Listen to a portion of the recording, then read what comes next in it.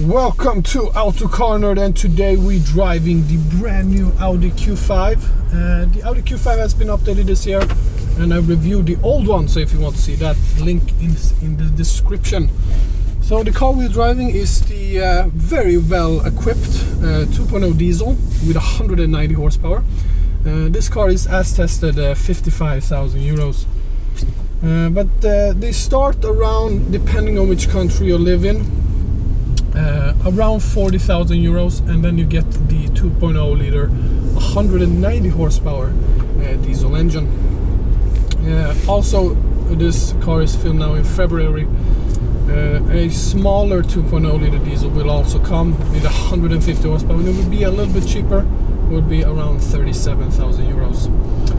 Then of course the 3 liter diesel will also come in the future, and that's a bigger engine, a bigger diesel engine. And it does not come with the tronic gearbox like this car has. It comes with a traditional tronic, as Audi call it, and that is with a torque converter.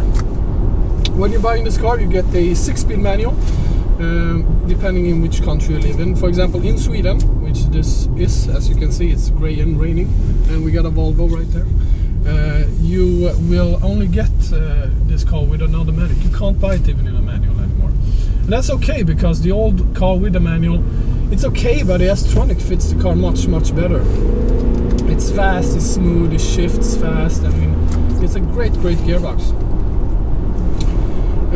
Standard equipment is also quite cheap in this car. You do not get a lot of standard equipment. You get you don't get cruise control, you get dual zone climate control, you get a steering wheel, you get seat, you get a stereo system, and that's pretty much it. You don't get a navigation system, you don't get this beautiful visual cockpit, you get normal dials. Everything is an option, but you can spec them up quite good. So you have 3 different options right away, 3 different trim levels. You have the standard, you have the sport, and the design, or the zero, or whatever they call it. And the difference is a bit of trim, basically, different rims and stuff like that, no big difference. Then you get the Proline package. Now the Proline do get quite a lot. So you get, for example, satellite navigation. You get the LED lamps, which looks really cool. You get parking sensor. You also get the multifunction steering wheel, which is a bit multiphonic plus, which means you get bigger bottoms and stuff like that. Then you have the S-Line package. The S-Line package means that you will get different exterior panels. It does make the car look much more aggressive. It does get this beautiful S-Line steering wheel. You get the sport seats, and it costs quite a lot. It's like 20,000 or 2,000 euros. But it's a great package. It makes the car look definitely more sporty. It's a great car to drive. It's a fun car to drive, actually, for being an SUV. The old one was also very good. It was one of the best-selling, was the best-selling mid-size SUV in this class. So it definitely sold a lot of cars. Now, some options you definitely should get with this car is the Audi visual cockpit. Depending, like I said, on which country you live in, is basically a 2,000 euro option, but makes you have this beautiful gauge cluster, which you can have navigation, you can have different settings on it, and you can really customize it however you want. And I love that. It makes the car really good. You can push navigation. Okay, now that thing is starting to speak to me, but you can change a lot of things, and I love how crisp and clean the graphics are.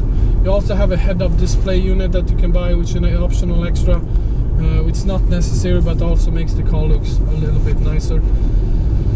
The chassis, they have really worked on the chassis to make it a little bit more stiffer. They have a brand new redesigned 4-wheel drive, Quattro 4-wheel drive system. BMW M4, great car, my friend. So they make the car variable from the front and rear axle a bit better. Makes it a bit more fun to drive. But the chassis in this is actually very good. I have a separate video when I'm just driving around in the mountains. The only drawback with this car is the price. It's quite an expensive car.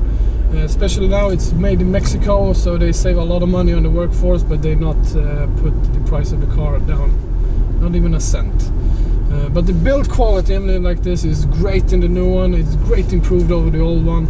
I love this beautiful interior you get now with Audis, and like I said, the technology in here is great. This screen doesn't go up and down anymore, which kind of sucks.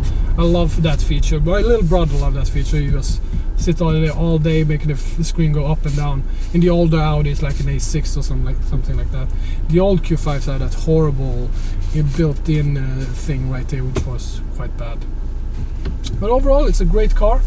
I really enjoy it, and I think it's definitely a fun mid-size SUV. It's like I said, it's great to have that capability of being a little bit higher up. It's definitely a good car. Like I said, check out my other video of POV video of me driving it. And if you want to see this review in Swedish, I will also have that video. Thank you for watching, and have a nice day.